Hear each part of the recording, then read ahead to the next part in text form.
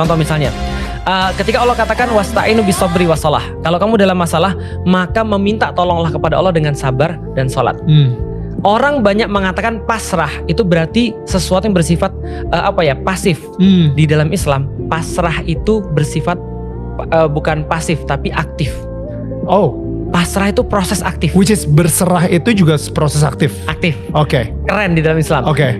Contoh misalnya, wasta'inu bisabri wassalah itu dalam bahasa Indonesia meminta tolonglah kepada Allah dengan sabar dan sholat. And you know, di dalam Islam 14 kali sehari mereka sebut suratul Fatihah yang selalu dibaca. Di dalamnya ada kata-kata iyyaka na'budu wa iyyaka nasta'in. Kata ista'in atau meminta tolong pada Allah itu dalam bahasa Arab, sekali lagi kalau cuma dibaca literasi cuma minta tolong. Tapi dalam khazanah bahasa Arab di zaman itu artinya adalah meminta tolong ketika kamu sudah hopeless. Artinya pasrah itu aktif. Contoh, ada ban kita di jalan, mobil kita pecah ban. Lalu kita bilang, gua berserah kepada Allah. Allah akan mengantarkan orang baik ke sini. Dan dia akan nambal ban gue. Iya. Dia akan nambal ban. Itu bukan berserah. Itu namanya adalah males. Dan di dalam Islam berserah, pasrah tuh nggak gitu kondisinya. Berserah adalah Anda keluar, pasang itu segitiga pengaman gitu kan ya. Lalu kemudian Anda keluarin ban Anda. Nah ketika Anda sudah coba untuk melakukan itu dan Anda nggak bisa tetap untuk melakukan baru itu, minta. tiba-tiba ada orang kesulitan nih. Baru dia datang. Nah itu namanya meminta tolong, padahal istain. Itu namanya adalah proses aktif. Nah sama kayak ekonomi resesi. Kalau kita cuma berserah, ya udah pokoknya nggak. Di dalam Islam tidak satu paket. Berserah di dalam Islam adalah menyiapkan dengan proses aktif. Contoh, ini ada satu cerita bagus banget. Ketika perang Badar, yang perang yang sangat fenomenal di dalam Islam, itu Rasul ngangkat tangan gak berhenti berdoa pada Allah. Ya Allah, ya Allah, ya Allah, ya Allah. Sampai sahabat terdekatnya bilang gini, wahai Rasulullah, setengah doamu sudah cukup ya Rasulullah. Lalu kemudian Rasul tetap berdoa lagi, dan gak habis-habis usahanya.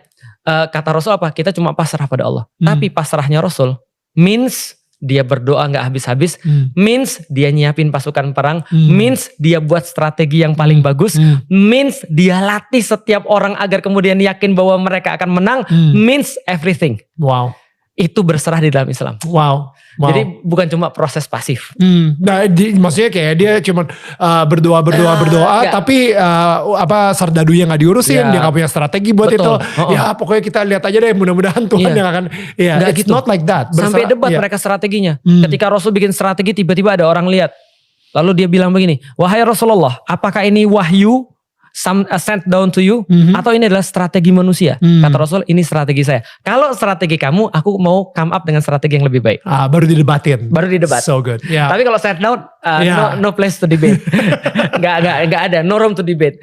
Maka kemudian itu yang terjadi pada mereka debat banyak sekali untuk satu peperangan yang memang luar biasa. Artinya kalau kita katakan pasrah itu berarti pasif. Dia perlu banyak belajar tadi. Ustaz, jujur gue banyak belajar banget dari lo. Like really, today it's such a enlightening buat gue ya. I love it. Bener-bener kayak there's so many new lessons buat gue juga.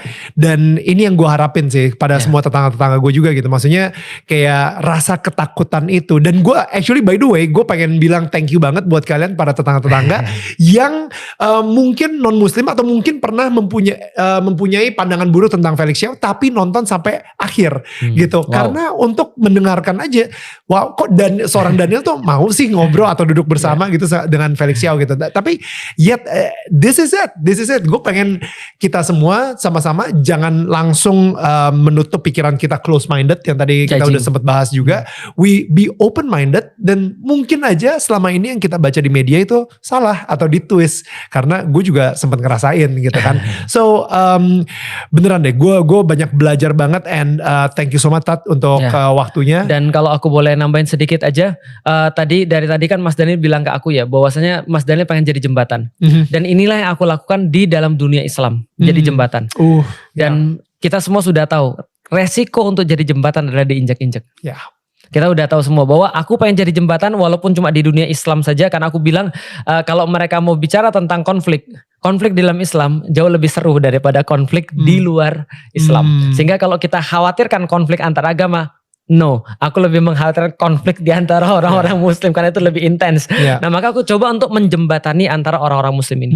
Dan resikonya memang kita diinjak-injak. Apalagi jembatannya lebih panjang antar agama. Jadi kalau ada yang merasa bahwa wah tiba-tiba Daniel mu'alaf, wah tiba-tiba Daniel tidak lagi mempercayai keyakinan awal, Daniel sudah menjadi pengkhianat Tuhan dan segala macam. Ya sudah, ini adalah resiko orang yang berada di tengah-tengah jembatan. Menjadi jembatan tersebut gitu. Thank you. That's